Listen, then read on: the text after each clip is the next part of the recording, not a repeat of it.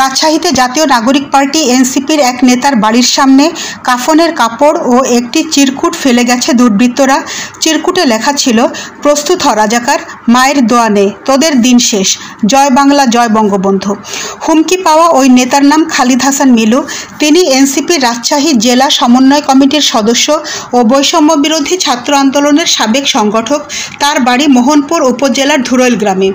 তার অভিযোগ, শনিবার দিবাগত রাতে দুর্বৃত্তরা তার বাড়িতে পেট্রোল ঢেলে অগ্নিসংযোগের চেষ্টা চালায়।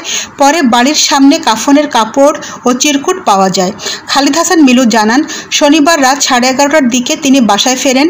কিছুক্ষণ পর জানালার পাশ থেকে অপরিচিত একজনের কণ্ঠে শোনা যায়, বাইরে বের হয়ে দেখ।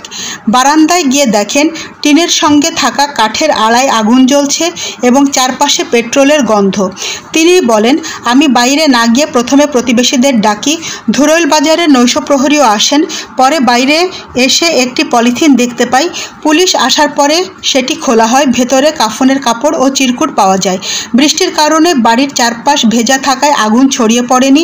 যে অংশে আগুন লেগেছিল তা আমরা নিভিয়ে ফেলতে পেরেছি। এমন সময় হুমকি পেয়ে আমি উদ্বিগ্ন ও আতঙ্কিত।